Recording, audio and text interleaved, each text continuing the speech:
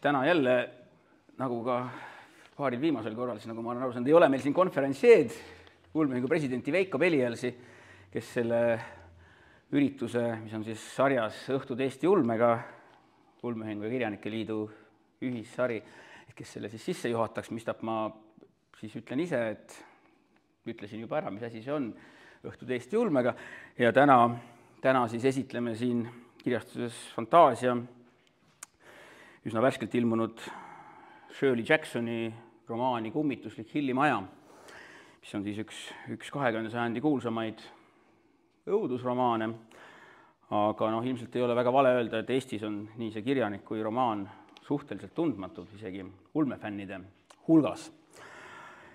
Ja täna siis ma alustuseks räägin paari sõnaga, kes see kirjanik üldse on ja siis hakkame vestlema raamatu tõlki Liis Palloniga. Mina olen siis Raul Sulbi, kui see on vaja kuhugi üle korrata. Ja siis vaatame, kuhu meie jutt areneb. Nagu öeldud, tegu on siis ühe 20. sajandi sellise kuulsama või märgilisema oma žanri ehk siis kummitava maja sellise alažanri teosega. Aga sellega on ka keerulisemad lood, et sellised mõned põhifaktid, eks ole, et Shirley Jackson oli siis Ameerika kirjanik, eluaastat 1916 kuni 1965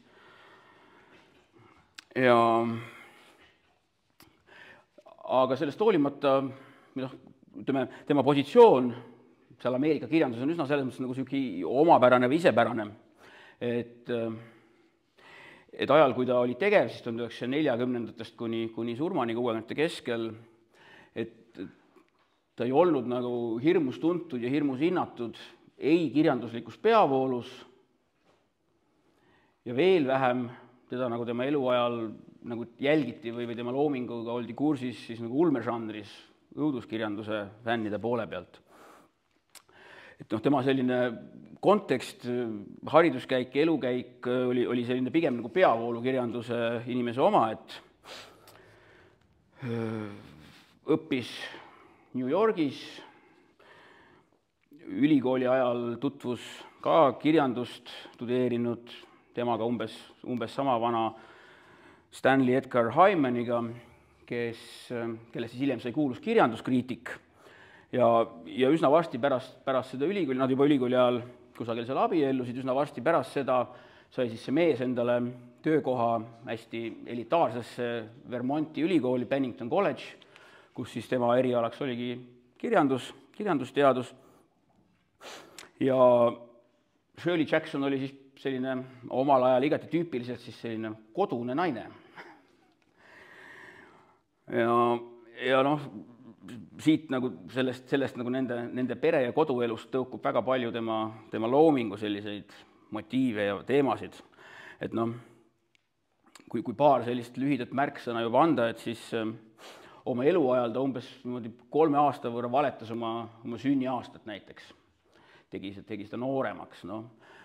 Tänapäeval arvatakse, et kõige tõenäolisemalt oli see selle pärast, et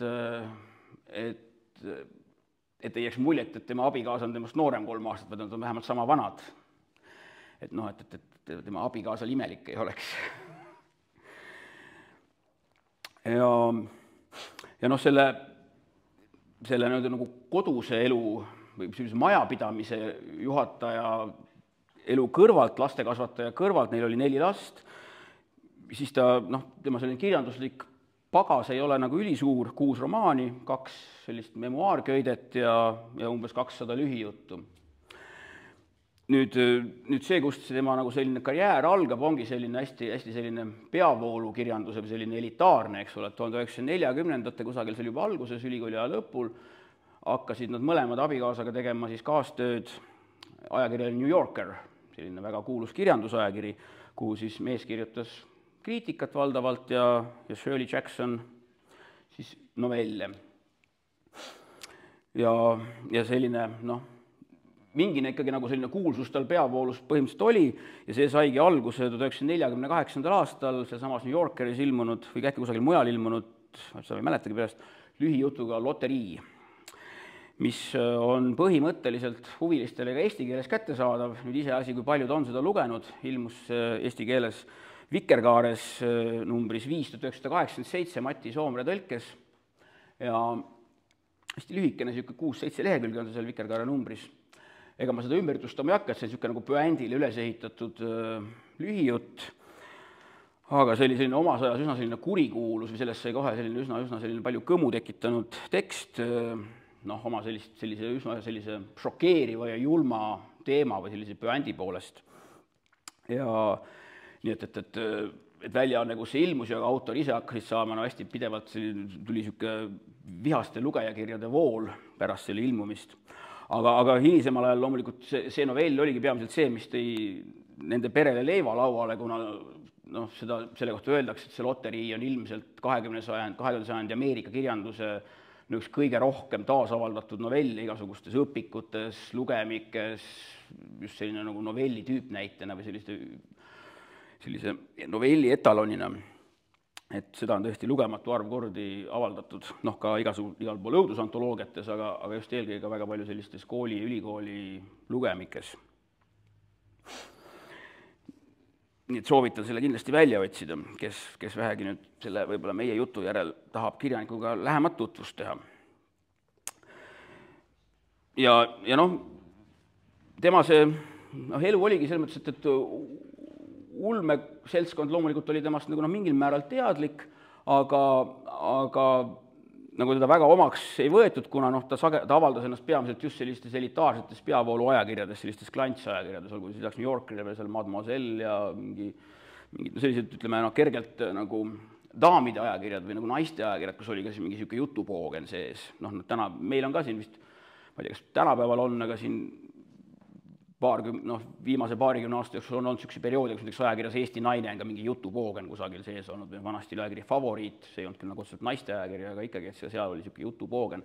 Et ta avaldas ennast sageli sellistes kohtades, et ta nagu ei jäänud väga ulmefännidele silma. Kuigi ta hiljem avaldas viiekätel ka oma novell tollal kuulsas literatuurses ulmeajakirjas Fantasy and Science Fiction. Aga ometigi ta oli nagu ulmeseltskonna jaoks natuke võõras. Ja selle peavooluseltskonna jaoks oli ta ka võõras peamiselt just selle pärast, millest tema need lühijutud ja siis need 6 romaani rääkisid. Et need sellised nagu see teemad olid sellisele peavoolu publikule seal 40-tel, 50-tel hästi sellised kuidagi natuke nagu jõhkrad, julmad või šokeerivad. Ehk et see nagu ka ehmatas neid, et jällegi nagu teemad olid natuke rohkem sellised žanrikirjanduses võis nagu neid rohkem kohata või eeldada, aga peavoolus mitte nii palju. Ja kui nüüd seda on väga tema loomingust mingi niisugune hästi üldine visand teha, siis need tema isegi need sellised tugevama õuduskallakuga tekstid või sellise post-apo ulmemaailmas toimuvad tekstid, et otsest üleloomulikku on see sageli väga aimatavalt, väga vähe, et seal need paljusid tekste nagu saaks lugeda ulmeks, aga midagi hullu ei juhtu, kui ei loe. Et sageli on ka need õudused väga argised.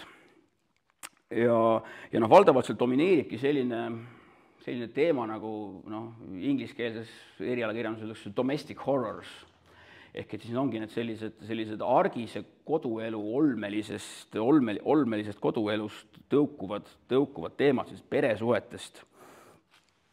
Ja eks need probleemid ka nagu saatsid ka kirjanikku ennast nagu kogu tema sellise elu jooksul, alates juba tema kujunemisest juba lapsena, et oma ema või üldse vanematega ei olnud tal ülearu head läbisaamist, mis tõttu oli ta mõneti kasvas temast natuke nagu võib-olla ebakindel inimene või niimoodi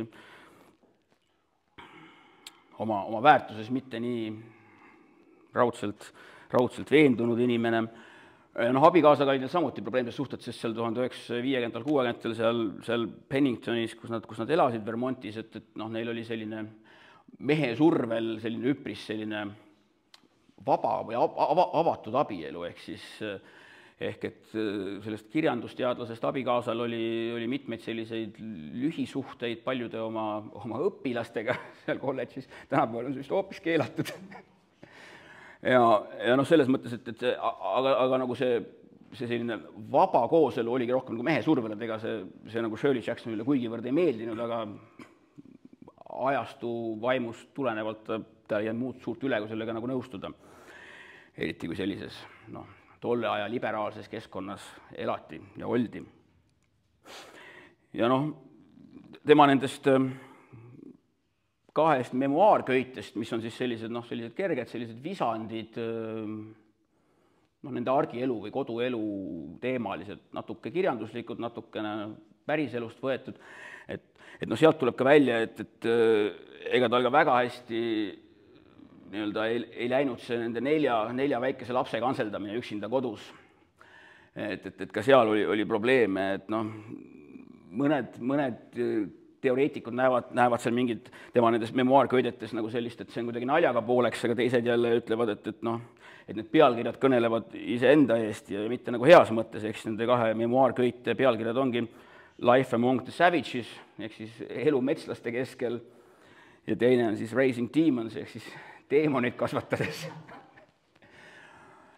Ja noh, näiteks, eks ole, kuidas need kaks memuaarköidet sündisid, oligi siis nagu üks oli umbes, noh, et mitmed neist väikestest visanditest, mis siis hiljem koguti kokku nendesse köidetesse, et noh, ilmusid algselt eraldi novellidena, ilukirjandusena just mõnes ajakirjas, ja seal on neil ka olemas selge üleloomulik mõõde juures. Aga hiljem, kui ta siis koondas need sellistesse memuaarköidetesse või sellistesse päriselu peegeldustesse, et siis ta nagu korjas sealt välja kogu selle õuduse osa näiteks.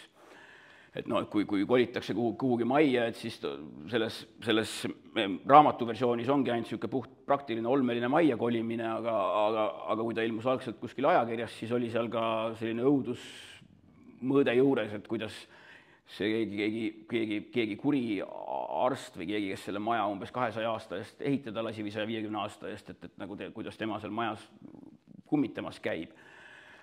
Et noh, et ühesõnaga siin on igaühe enda valida, et kummad versioonid tunduvad nagu ausamad või nagu õigemad. Et mulle tunduvad, et need algsed versioonid rohkem, kui ta sellele mingil põhjusel selle koduelule nagu pani juurde ka sellise õuduspoole. Nii. Aga natuke neist tema probleemidest või tema enda tema painajatest me jõuame siin raamatust rääkides kohe rääkida, et ma arvan, ma nüüd selle oma monoloogi lõpetan ja lähemegi nüüd raamatu juurde.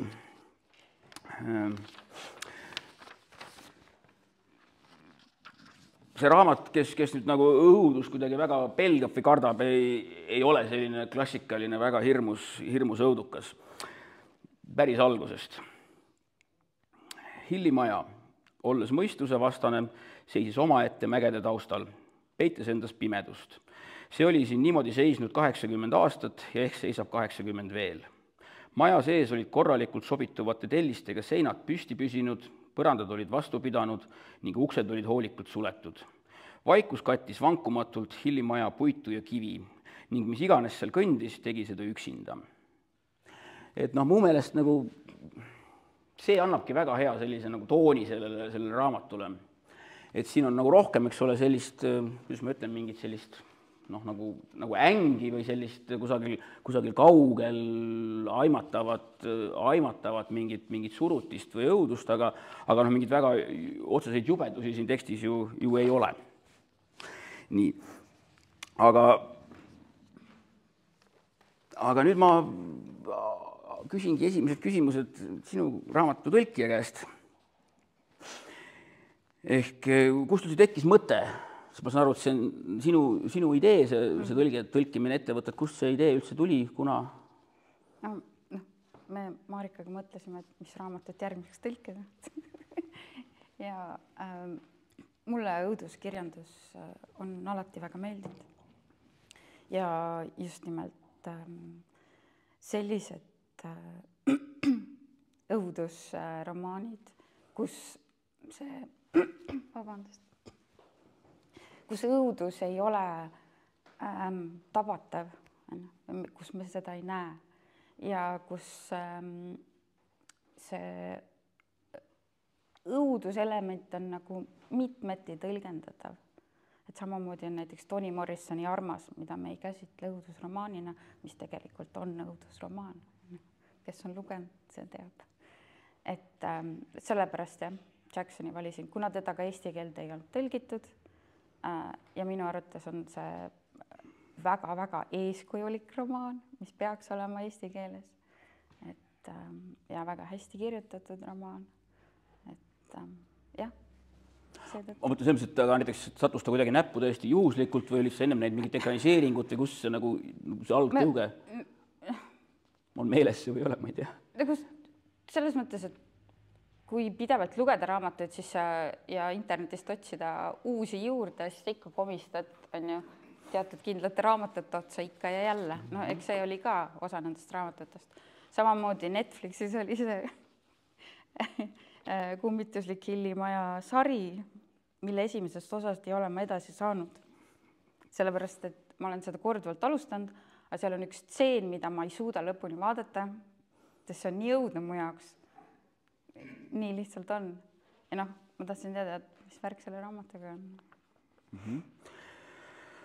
Aga kuidas siis värk selle raamatuga oli selles mõttes, et kuidas see tõlkimine läks ta kergelt, said sa nagu selle kirjanikuga nagu ühte rütmi või sama soone peale? Jaa, selles mõttes, et ta ei kirjuta üldse lihtsalt. Tema tekst on hakitud ja selline raskepärane. Aga mulle ta meeldis, kuigi ma olen seda raamatut nüüd, ma ei tea, 20 korda läbi lugenud. Ja see tõlkimine oli ka väga pikaaegne, et ma tõlkisin väga pikka aega seda. Aga jah, väga lihtne oli temaga ühte sammu astuda. Noh, ma nüüd väga põhjalikku kaevamist ei teinud, aga pealiskaudselt vaadates, et ega sa ju nagu sellist ilukirjandust või õudust väga palju sul nagu varasemalt nagu tõlgete kontos ei olnud, eks ole, et see mõttes suhteliselt nagu uus valdkond või nagu tõlkimisel, jaa. Ma ei ole üldse nagu mingi mitmekülgne tõlkija, aga jah, see oli selles mõttes õudust täiesti esmakordne, jah. No igatahes, nagu ma ütlesin, et minu meelest kukkus see suurepäraselt välja, sest et olles lugenud seda originaali kunagi, noh, ma ei mäleta 10 või 20 aastat tagasi, eks ole, ja vahepeal üldse mitte ja nüüd siis kui ta välja tuli, lugesin selle eestikeelse läbi ja nii palju, kui ma mäletan, noh, sain ma täpselt sama emotsiooni või sama elamuse nii tollest algsest ingliskeelsest lugemisest kui nüüd siis sellest eestikeelsest, nii et noh, see autori hääl minu meelest on väga hästi siin eesti keeles olemas.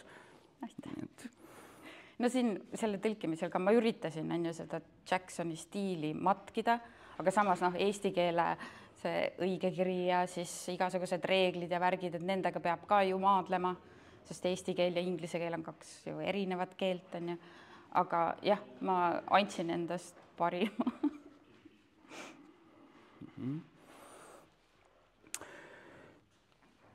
Nüüd, eks ole, neile, kes üldse ei tea, et 2 sõnaga selle raamatu sisust, eks ole, et noh, see on siis selline klassikaline nagu kummitusmaja lugu, milles siis üks teadlane, siin nagu kutsub kokku ühte sellisesse nagu halva mainega tühjalt seisvasse Uus-Inglismaa sellisesse, tondiloss on vale öelda, kuna see maja ikka on nagu seest korralikult möbleeritud, aga tühjalt seisvasse halva kuulsusega majja, siis lisaks endale veel 3 inimest, need on mõnevõrra seal teadlikult välja valitud ja siis selle mõte ongi siis, et see, et nad kõik nagu püüavad fikseerida ja registreerida, et kuidas nad seal majas siis mingeid üleloomulikke asju kas kogevad või ei koge, et kas siis nad, mis kujul ja kas nad näevad, eks ole, on see umbes hea kokkuvõte.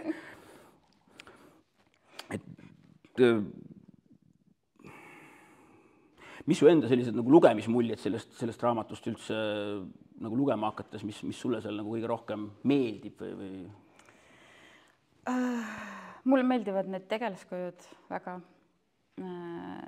Et Shirley Jacksonile on omane see, et tal on need paaris naispeategelased, et kes tegelikult moodustavad nagu ühe karakteri, aga nad lihtsalt kujutavad erinevaid neid poolusi siis tegelasele. Siin raamatus on täpselt samamoodi see paar olemas. Ja ja hästi ehe on see dialoog, on ju. Et kuigi tegemist on õudusromaaniga, siis selles on ka väga palju huumorit ja absurdi. Ja noh, Gooti romaan ja see Kummitusmaja romaan, et ta natukene nagu parodeerib seda žanri. No ma olen täpselt samad märksõnad endale välja kirjutanud, et kuidagi milleski sellised hästi soojad või toredad dialoogid, et need tegelased nagu saavad mingi väga nagu laheda klapi, see neljane jõuk, kes seal on kõige rohkem muidugi just need kaks naisterahvast, Eleanor ja Theodora, et nagu nende vahel tekib niisugune väga selline irooniline, aga samas kuidagi nagu väga selline nagu soe ja nagu lahe dialoog. Ja täpselt, et nagu suuremat jaolt see raamat ei ole kuidagi otseselt õudne, aga samas teistpidi nagu kirjeldused on ikkagi väga sellised atmosfäärikad ja lummavad. Et ja on täpselt ka jällegi see asi, et need tegelased on sellised hästi ju sellised nagu psühholoogiliselt veenvad. Ja. Et nad ei ole kuidagi hirmkeerukad. Et nad ei ole väga sellise tõsikirjanduse kõige kõrgema otsa sellised täiesti sürrilt käituvad karakterid, vaid nad on ikkagi inimesed meie kõrvalt, eks ole, täiesti nagu tavalised inimesed. Ja just see, kuidas nad nende enda siis sellest dialoogist, käitumisest ja siis ka selle nii-öelda vaatenurga tegelase, ehk siis selle Eleanori sellisest nagu sisemonoloogist tulevad välja väga sellised üldinimlikud või sellised hirmud, lootused, et selline hästi mõnus lugemine. Ma ühe koha veel sellesama nagu, et kui see seltskond on sinna kohale jõudnud ja seal majas, siis hakkab ennast nende sisse seadma, et mis on see selline atmosfäär. Nad istusid väikeses toas, mille oli välja valinud doktor. See ei olnud hubane tuba, kindlasti mitte. Sellel oli ebameeldivalt kõrge lagi ja kitsas kahhelkamin, mis nägi välja külm, hoolimata tulest, millel juuk oli otsekohe läitnud. Tugitoolid, millel nad istusid, olid kumerad ja libedad ning värvilise helmestikandiga lambivarjudest läbipaistev valgus heitis toanurkadesse varje. Toa üleüldine mulje oli violetne. Nende jalge all kumas vaibal hämar keerukas muster. Seinad olid tapetseeritud ja kullatisega kaunistatud ning kaminasimsilt naeratas neile nõdrameelselt marmorist aamur. Et umbes säärane nagu kogu selle raamatu selline laad või vaib, eks ole, nende kirjelduste poolelt.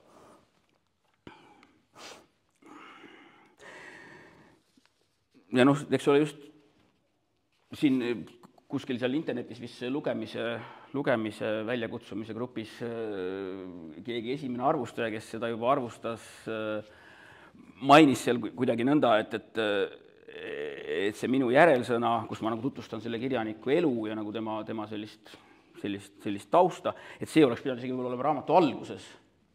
Et see nagu seletab mingil määral väga paljude nende tegelaste sellist käitumist. Eks igaüks võib selle siis ka enne läbi lugeda, mina alati olen raamatul järelsõnad kõigepealt läbi ja mingi spoilereid siin järelsõnas ju ei ole. Aga see just, eks ole, ongi see, mida ma siin enne lühidalt ju kirjeldasin, selle Shirley Jacksoni enda sellise väga veidre ja keerulise koduelu, mingid selliseid peegeldusi on ju siin ka mingil määral just näha. Kas või see sama, kuidas see vaatenurga tegelane Eleanor, kuidas ta vihkab oma ärasurnud ema, keda ta on pidanud pikalt hooldama, et see peegeldabki seda ju, et tegelikult Jackson ise ka ei saanud läbi, tema see lapsepõlv ei olnud nagu ülearu tore, et ka tema vist see esimene raamat, ma ei ole seda lugenud, aga esimene romaan tähendab, et see ongi, seda öeldakse, et see on nagu mingi arvete õiendamine oma vanemate ja lapsepõlvega. Sest ta pärit Californiast, kus ta üles kasvas, aga siis ülikooli tuligi juba idarannikule. Ma arvan, et ta üritabki oma nende naistegelastega selles raamatus samamoodi nagu seda oma sisemist dilemmat lahata või kuidagi selgusele jõuda, et üks on see, keda esindab see Eleanor, see, milline on naine või milline naine peaks olema, see maskiga naine, kes ei saa olla autentne ega tõeline ja seetõttu on ta ka neurootiline ja tal on mingi ärevushäire ja ta on kogu aeg mingi hullumise ääre peal. Ja siis teine ongi see tõeline naine või noh, tõeline mina siis, kes elab metsikult ja iseendana see Theodora karakter siin raamatus. Ja neid on tal enamikes tekstides. Et lahatagi enda sees seda jama, mis ta vanemad temas tekitasid ja mis ta mees temas tekitas ja mis ta ise siis lõpuks hakkas endas nagu kogu aeg taaslooma. See ongi vist, et nüüd ma siin lähen natukene selles mõttes õrnale jääle, et mingil määral minu meelest on see ikkagi nagu selline romaan naistest naistele. Ütleme niimoodi, et meestegelasena võib-olla meesisikuna saan ma siin võib-olla millestki asjadest natukene valesti aru ja siis võib mind kohe parandada. Aga mis mulle nagu seda lugedes kuidagi siin peas nagu trummeldama hakkas, oli see, et see naistegelase selline ebakindlus või see just see mingi selline neurootilisus ja see selline läheduse ja armastuse defitsiit tema elus. Et võib-olla sellisele tänapäeva lugejale siin Eestis, kes on kasvanud väga normaalses ja meeldivas kodus ja kelle ümber nagu kõik on olnud ilus ja hea, jääb see kuidagi natuke tundub kunstlik. Aga samas tasub kohe mõelda, eks ole, et see kontekst, eks ole, kus Shirley Jackson elas sajandi esimese poole ja keskpaiga USA, et oli ikka väga teistsugune maailm, et me sageli me ei kujutagi, eks ju, ette, kui palju mingit sellist topeltmoraali või silmakirjalikkust just mingi sellise pereelu peegeldamisel või sellise koduelu ette sellises täieliku sirmi tõmbamisel ja nende maailmad, eks ole, mitte tegelikult klappimisel, see, mis nagu väljapoole paistis ja mis sees oli, et seda kuidagi tänapäeval või sees ja hästi kasvanud lugeja ei pruugi nagu hoomata, kuivõrd tegelik see tol ajal oli või kuivõrd päris see oli. Nii kuidagi tundus mulle. Kõigepealt alguse juurde tagasi, et naistelt naistele, et lugejate puhul see ongi niimoodi, et meeslugejad loevad eelkõige meeskirjanikke. Naislugejad, nemad loevad meeskirjanikke ja naiskirjanikke. Nende jaoks ei ole oluline, meestele millegipärast see oluline, et autor oleks mees, nad eelistavad pigem meeskirjanikke. Et see, et naistelt naistele, siis sama suhtumine võiks olla ka, et meestelt meestele. Et ma saan aru sellest, et see selline reaalsus võib mehele tõepoolest nagu võõristav tunduda, aga ma ei arva ka, et või sees kasvanud 21. sajandi naisele on see võõras. Sest seal on päris palju selliseid asju, mis resoneeruvad ka tänapäeva naise hinges. Võib-olla see oli minu poolt nagu viga öelda, et ta on nagu naiselt naistest, aga loomulikult kõigile lugejatele, et ta ei ole ainult naislugejatele, et see viimane oli nagu kindlasti vale, jah. Et seda küll. Aga ikkagi, et minul kuidagi jäi kummitama just see, kuivõrd et alles veel, ütleme, mis me siis praegu on, ütleme 3 sajandit tagasi, eks ole, seal 1950-ndatel, et ikkagi kuivõrd selline võltsmoraallikult, selline viktoriaanlik oli nagu see elu või selline nagu igapäevaelu kontekst, eks ole, sellest näiteks, et suvaliselt teine teema, teine sari, eks ole, võtame näiteks Diana Gabaldoni Võõramaalase ekraniseeringu, eks ole, selle pärast-sõjaaegse osa, kus siis Claire Fraser, või mis iganes ta nimi on, siis seal tänapäeva tagasi tuleb ja siis seal püüab 1950-ndatel, eks ole, minna ka kusagil seal Bostonis ongi vist püüab ülikooli arstiasjandust õppima minna ja kuidas ta ongi tõesti selles auditooriumis ainukene tütarlaps. Ja kõik õppejõud võtavad seda fakti, et naine tahab õppida arstiks mingisuguse täiesti nagu pöörase asjana, et naise asi parima juhul on õendust õppida, aga mitte kirurgiks õppida või doktoriks õppida. Et jällegi, tegelikult ei ole sellest ju nii jube palju aega möödas sellest 1950-ndatest, et see on umbes see aeg, eks ole, kui noh, ma ei tea, minu ema sünnib seal kusagil aastal 53, eks ole, et see ajastu ei ole nagu meist tunnetuslikult nõnda kaugel, kui sa vaatad aastaarve, aga nagu selle olemuse poolest ta on ja noh, võib-olla isegi vähem siin nagu selles mingis Nõukogude kontekstis, kuna Nõukogude riik kuidagi võrdsustas mehe ja naise kuidagi rohmakamalt ja kiiremini, aga seal anglosaksi kultuuris jäi see vana viktoriaanlik niisugune rollide värk ikka nagu väga pikemaks ajaks võrreldes võib-olla selle Nõukogude süsteemiga nagu kehtima. Ma arvan, et Nõukogude Liidus oli pigem see, et ühiskondlikult ja mees ja naine olid nagu võrdsustatud, aga kodus see oli teine lugu.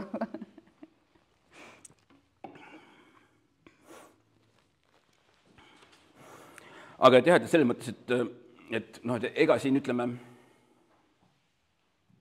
noh, et huvitavad ja tähelepanu saavadki siin valdavalt naistegelased. Et ega Jacksonile, kui ma nüüd mõtlen ka tema teiste raamatute peale, mida ma olen lugenud või sirvinud, et ega ka seal nagu meestegelastel väga suurt rolli ei ole või ta neid nagu ülearu lahti ei kirjuta. Et ikka nagu ta võtabki nagu oma ülesandeks selle, et ta püüab nagu selle naise sisemise poole kuidagi avada sellele lugejale. Jaa, aga vaatamata selle meelest need meestegelased on täitsa inimlikud, nad ei ole lihtsalt mingi seal taustal, on ja. Selles mõttes, et nad on ikka lihast ja luust tegelased. Et sa saad aru, mis inimesega on tegelemist, kui näiteks sellest Luke Sandersonist rääkida. Sa tead, milline keigar ta on. Ja. Aga mulle kuidagi ei mulje, et nagu tähelepanu saavad nad vähem või et ta neid nagu ei lahka sellise huviga, nagu ta need naistegelasi lahkab. Tõepoolest, jah. Et see ei ole etteide kuidagi, et just noh, seda meestest raamatuid on olemas kõriauguni. Et selles mõttes, noh, tänapäeval võiks siin võib-olla jah, midagi vastu natuke vaielda, aga arvestades selle raamatu ilmumiskonteksti ajastut 1959, eks ole, kui see romaan on ilmunud, et sellel ajal oli ikkagi seda nagu naiste siseilma kajastust või üldse nende mõttemaailma kajastust kirjanduses ikka võrreldamatult vähem.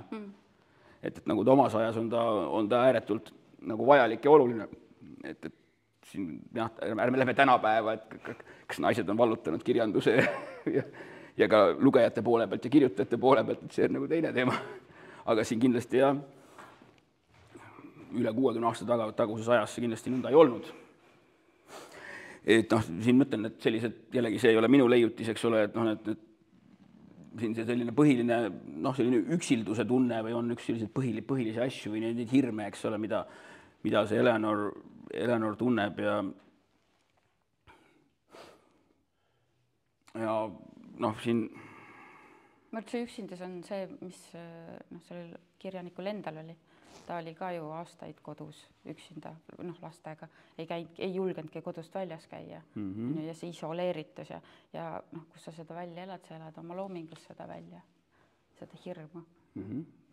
No see ongi kohati kõige õudsam on see, et kui hakata vaatama seda Jacksoni, lisaks selle raamatule ka tema teisi raamatuid, et mis domineerib selline oma majja või ühte majja sulgumine, et see ühes majas, selle majaga kuidagi nagu samastumine või tema puhul siis oli see tema kodu, eks ole, millega tal mõnevõrra oli nagu sundus samastuda, eks ole, et ta ei saanud väljas käia, eriti seal terviseprobleemide pärast ka väga pikk reise ette võtta ja siin ma just jäin mõtlema, et just see romaanidest Sandaial ehk siis Päikesekell, seal mingi veider perekond on nagu ühte majja ennast nii-öelda barrikadeerinud muu maailma eest ja siis käib selline meie maja versus muu maailm ja siis see päris viimane romaan, see Lossis elamise lugu, et samamoodi jällegi, et need kaks õde ja siis nende, kes seal üks vanaisa või isa või kes seal ellu on jäänud sellest perekonnast veel, jällegi nad kuidagi elavad jälle üsna sellises nagu sitadellilikus või sellises nagu jälle sellises nagu lossis, mis ei tähenda antud juhul mitte, eks ole, siis nagu kaunist paleed, vaid just sellist jällegi nagu kindlust. Et ma ei tea, kas seda castlit lossiks tõlkides üldse õigegi on, et võib-olla peaks tõlkima jah, et elame mingis kindluses või sellises. Jah.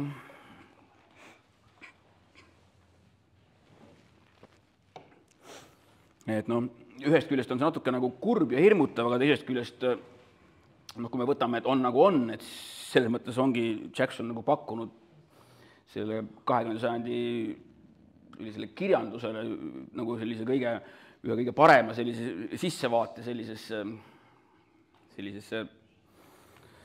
ellu tsitadellis. Ja see oli just nagu, kuidas naisterahvad enamasti on, et ju need ikkagi need vaatenurga tegelased on naisterahvad kõigis lugudes ja kuidas nemad siis on selle maailma ümber nagu selle kodu või maja müürid loonud endale, eks ole. Ja ju selles loos ongi see ka veel eriti, eks ole, kuidas siin käibki ju see teema natuke nagu selle üle, et miks nad just seal majas neid kogema hakkavad, neid asju, et see on kuidagi nagu selle peategelase ja siis nagu selline maja nagu mingi selline koostöö, nagu vist vale öelda. Mina kogu aeg mõtlesin selle peale, et mis on, kas on nagu kummitusmaja või on see kummitus, mis käib nagu Eleonoriga kaasas. Või see, siit tulevad spoilerid täiega, ma ei saa. Hästi minimaalselt võib, selles pole hullu. Et nagu, ma ei saa rääkida, sellepärast, et seal tulevad kõik rikun ära, kuhu räägin. Et see maja on seestunud, on ju. Ja siis see, kes seal majas kummitab, et see on ju, annab Eleonorile seda, mida Eleonor enne ei saanud mitte kuskilt. Ja siis tulebki see paratamatu lõpp, eks ole, kus ta ei taha sealt majast lahkuda, aga nagu peaks ja mis ta siis teeb, eks ole. See oli väga loogiline lõpp minu jaoks. Seal ei olnudki nagu teist varianti.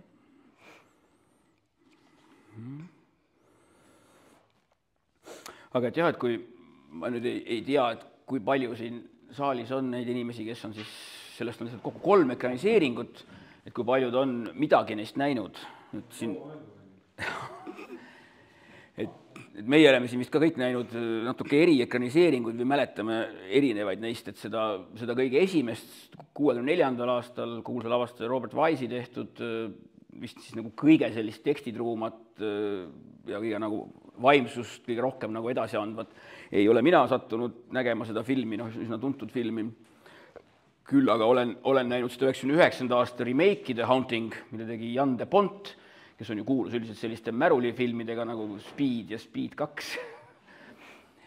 Ehk et see film, see 99. aasta film nagu lendab üsna käppelt nagu rööbastelt täiesti ära, eks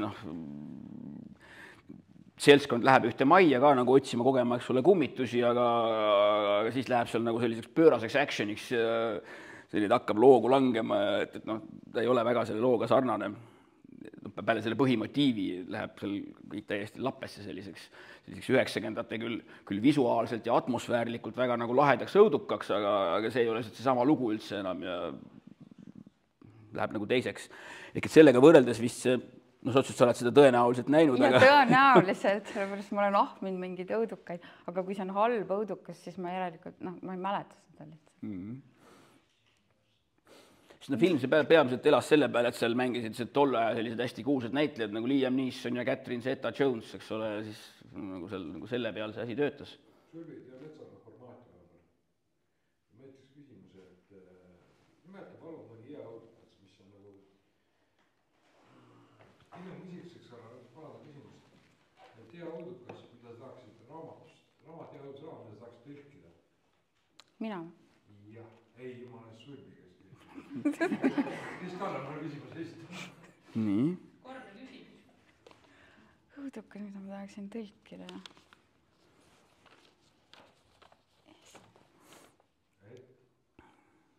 Ma ei oska niimoodi küll öelda praegu. Aga kas on üldse mingi õudusfilm, mille puhul sa tahaksid, selles saaks raamat ja saaks seda tõlkida? Märtrid, jaa, Märtrid. Ja Prantsuse film kunagi Pöffil näidati.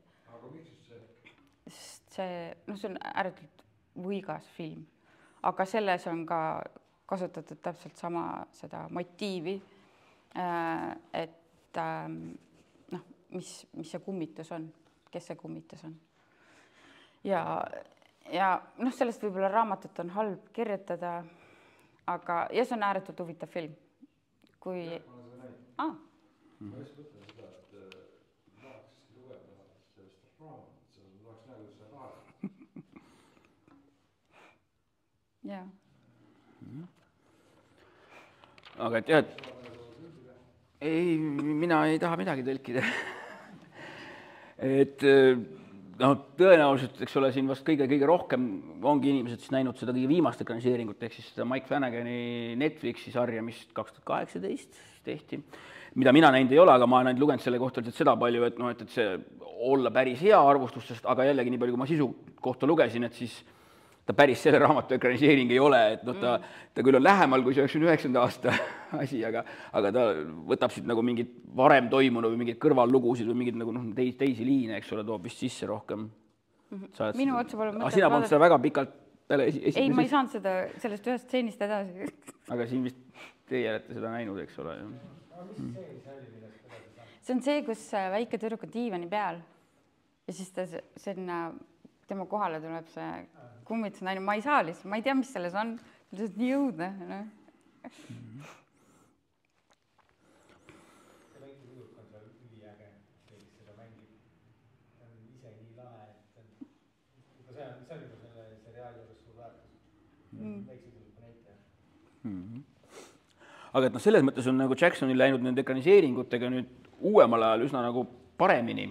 Ehk siis, et ju on ka see Lossis elamise loost tehtud täitsa hea film ja või enda minisari või film, ma ei mäleta, sest oli paar seeriat või üks film, seda ma praegu ei mäleta. Just oli film. Ja siis on ka üks nagu tema nii-öelda nagu elulugu või see, kus on, aluseks on siis nagu raamat, selline küll kõigelt kunstiline raamat, kuidas siis selle Jacksoni ja tema abikaasa siis nende nagu koju, nende siis seal nagu selle elu lõpu ajal, kui seal juba nagu vajavad natuke nagu abi, nagu majapidamistega tuleb siis üks nagu noorpaar ja kuidas siis nagu nende omavahel suhted selles jällegi sellises kinnises majas arenevad, et selle pealkiri oli mul ka siin järelsõnas mainitud, et see on täitsa lahe film. Shirley ongi jällegi selle filmi 2020 aasta film, jällegi päris head näitlejad, Michael Stuhlbarg ja Logan Lerman ja et seda soovitan ka, et see on hästi lahe.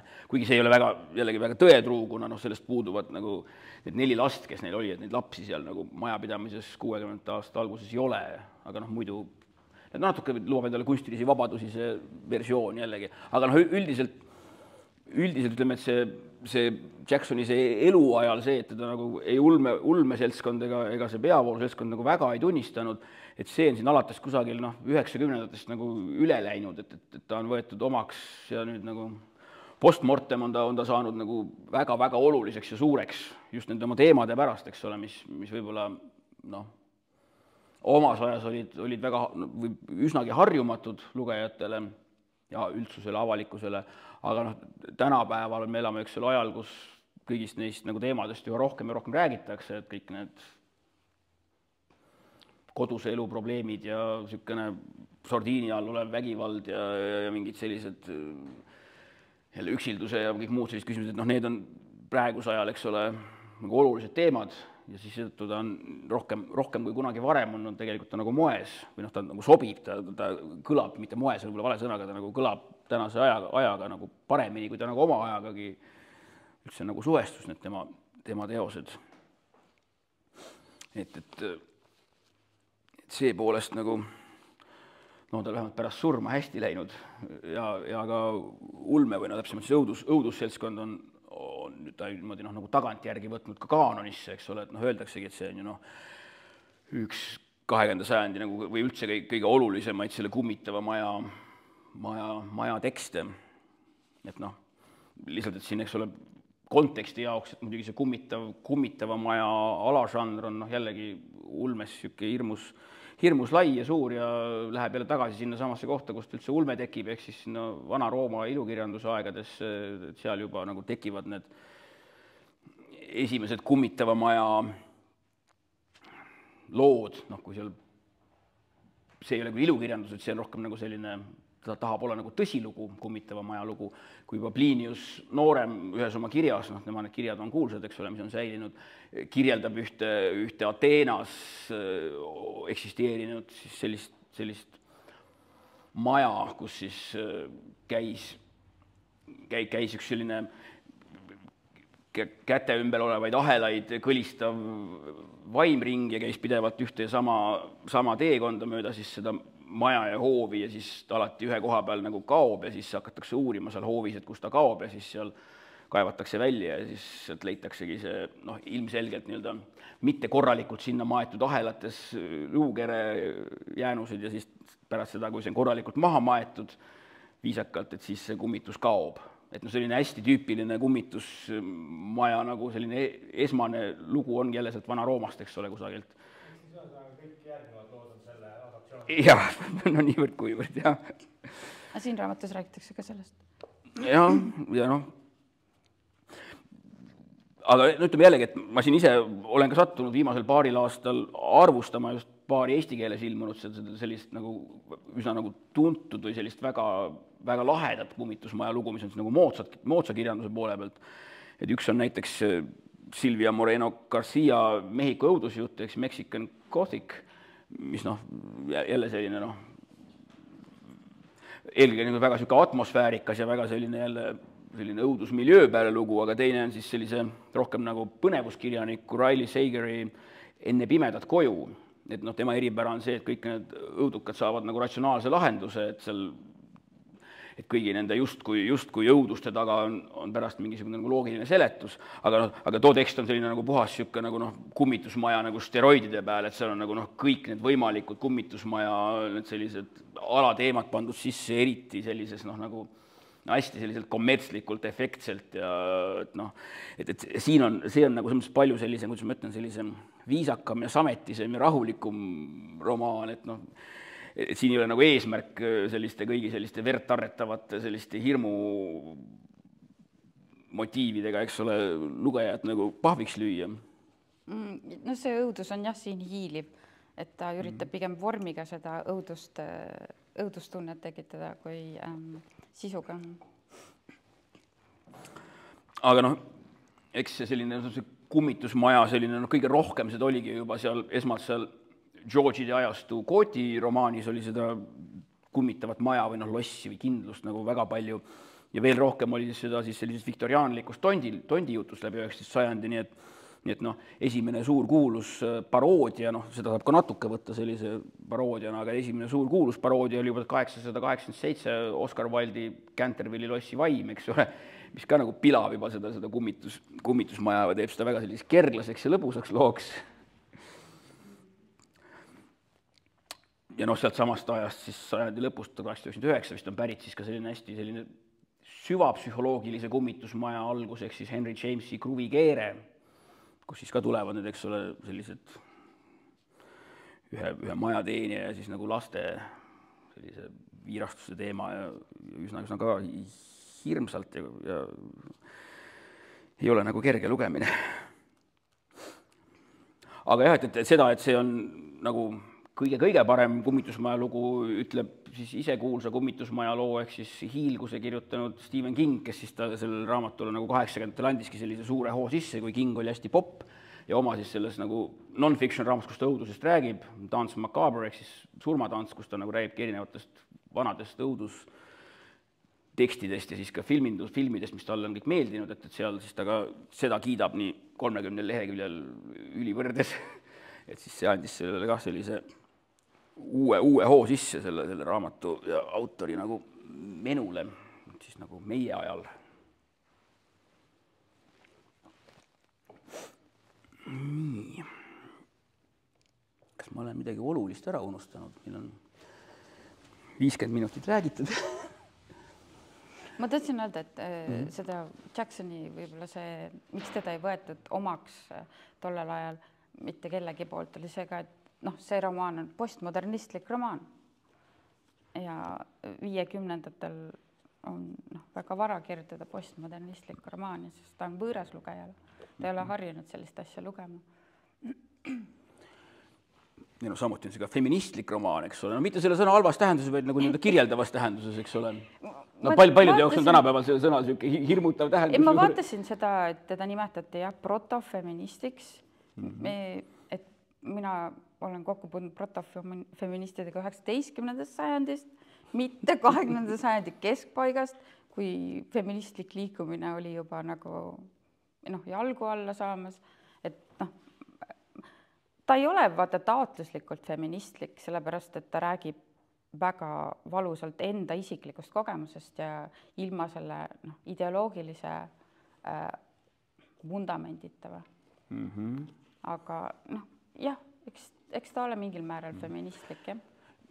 Üks artikkel, mida ma nüüd ka lugesin siin ette valmistades, oligi nagu pikk lugu sellest, kuidas siis Theodora, ehk siis nagu sellise natuke nagu kergemeelsem või elu nagu kergemalt võttev sellest naispaarist üks tegelane on siis selline esimene positiivne kväärkangelane siis ka nagu žanrikirjanduses, sest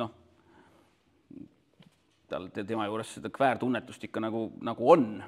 No otsene vihje on sellele, et elab teise naisega koos. Jaa, lisaks sellele, eks ole, aga seda juba nagu esimestest lehekülgedest, kus see Theodora nagu sisse tuleb, on seda juba nagu tunda. Aga lihtsalt, mida see artikkel ka rõhutab, et konteksti mõttes, et kuni tolle ajani selline mainstream või peavoolukirjanduses nagu kväärtegelasi üldse ei olnud ja neid võiski leida ainult tegelikult žanrikirjandusest, et neid oli üsna palju õuduses, aga õuduses oli enamasti tegu negatiivse tegelasega, et kui me läheme tagasi, eks ole, vampiir Carmilla 19. sajandist või siis näiteks, eks ole, umbes samast ajast, kui see romaan on, siis meil ju kuulus Norman Bates, oma ema tubli pojakene. Aga ühesõnaga jah, et nagu kväärtegelasi on, aga nad on nagu rõhutatult siis fiigid, perverdid, negatiivsed kangelased. Aga siin on nagu esmakordselt selline nagu lugejale sümpaatne väärtegelane. Üks niisugune artikkel oli, mis sattus nagu. Et ongi, et ega seda romaani on ju nüüd uuel ajal ikka hirmus palju kriitikud mõtestanud ja sellest on kirjutatud nagu kilomeetrite viisi igasuguseid käsitlusi, et kes nendega pihta hakkab, võibki uppuda ära nendesse kõigisse nendesse tõlgendustesse, mida sellest on kirjutatud, et see akadeemias on see väga populaarne romaan, et teda nagu annab üsna põhjalikult nagu mäluda ja sealt igast asju leida, et nagu Le Guin on näiteks žanriulmes, eks ole, selline või mingid kindlad autorid veel, kes nagu meeldivad akadeemiale, keda on nagu mõnus uurida, et niimoodi see Jackson on ka. Et kuna ta ei ole nagu väga žanriulmelik või žanriulmeline oma sellistelt nagu tunnustelt, et ta ei ole väga sihuke kommertsliku laadiga, et seetõttu on ta nagu sobib. Et selline mingi Amityville'i õudus või eksortsist ta ei ole, eks ole, et nagu hulka kirjanduslikum või heas mõttes literatuursem tekst. Jaa. Nii, aga küsimusi? Meil juba üks varane küsija, kes pidi, ma ei tea, kas kuhugi rongile tormama, küsis oma küsimuse ära. Nii, aga küsige veel. Mul on sellest kirjeldusest jääb selline mulje, et see on ka päris tubli tükk sellist ühiskonnakriitikat sees, et just nagu see naiste olukord ja see teema, et nagu ma saan aru, et see kirjanik ise oli ka nagu sunnitud mõnes mõttes sellesse rolli tollel ajal, mis võiks olla nagu puhtalt nagu seena selleks ühiskonnakriitikaks, et kuidas nagu seda kommenteerida?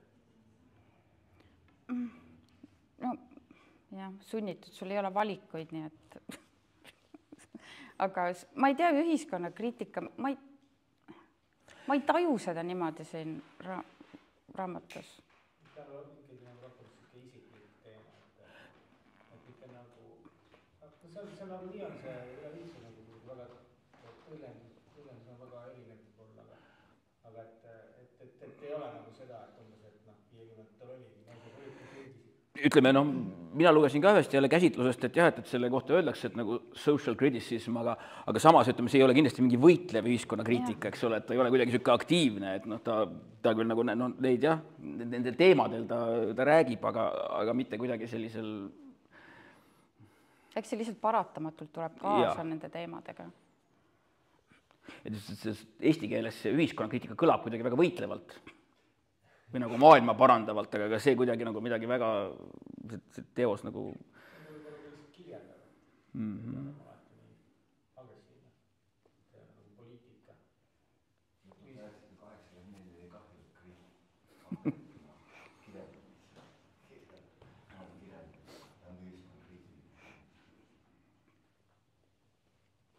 Nii, veel küsimusi? Kui teisel ei ole, mul tekkis see küsimus, et kirjaniks või ole noored, see on umbes 50-aastaselt. 48. Tal oli terve lõpuks mingi siuke pakett tervisehädasid tõesti eri valdkondades, et ta lõpuks suri vist infarkti une pealt, aga tal olid seal enam-vähem siukene nagu see Ervin Abeli pakett filmis Mehed ei nuta, et noh, lisaks teevad muret veel kops, magu, neerud.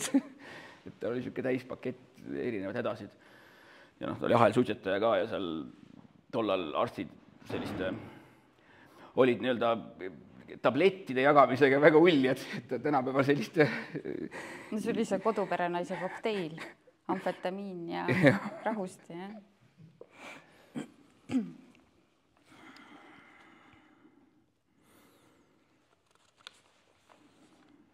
Aga noh, et hoolimata sellest, et nagu see kodune elu oli tal selline üsna sür ja kreisi seal ilmselt viimastel aegadel, hoolimata sellest on ikkagi noh, ma ei tea, mind kõige rohkem kuidagi üllatabki, noh nüüd üllatus üle luges, eks ole, kuna ma ei olnud Parnasest lugenud, noh, eriti veidralt kõlab see nagu see õudusromaani kohta, mingi imelik siuke, noh, soojus või ta on kuidagi nagu, kohati kuidagi väga tore lugeda või siin just nagu nende tegelaste selline, noh, just see võime mingite selliste karakteersete selliste joontega samastuda, kui keegi nagu mõtleb midagi, et miks miski nii on või mingid sisemonoloog, et sa leiad mingites nüanssides, leiad sa, et ma olen ka mingil hetkel või mingil teemal mingi asja peale nõnda mõtelnud, või et noh, selline hästi kuidagi nagu inimlik või selline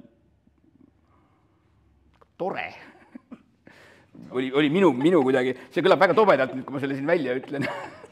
Aga mingi lugemise emotsioon oli umbes säärane. Nii et noh, ma ütlen, kindlasti soovitan just ka neile, kes nagu muidu õudussõbrad otseselt ei ole, et noh, ma ütlen, et minu kirjeldused ei hakka kuidagi nagu õudusromaaniga üldse. Et kes tahab sellist raju õudust, siis ma ütlen pigem need Riley Sager või mingid sellised, noh, mingi moodne raju kummitusmaja, et noh, neid leiab ka, kelle huvid on seal, aga et siin on just selline natuke nagu mõtlikum ja selline seda nagu atmosfääri nautiv lugemine või pakub nagu seda naudingut selline, on minu siuke resümee sellest. Ja kuigi me oleme ainult sisust rääkinud, siis see vorm ka, see, kuidas laused on üles ehitatud, pidevad kordused, see noh, minule üks asi, mis mind tõmbas, oli see, et see ei ole nagu proosa, see on nagu luule, sellel on oma rütm, tal on kindlad sõnad, mida ta kordab, motiivid, situatsioonid, tegelaskujud. Ja noh, mida lõpupoole, seda selliseks hektilisemaks läheb ka lauseehitus. Et noh, kui see ka inimestele meeldib, et siis see on ka hea raamat nagu sellise asja nautimiseks.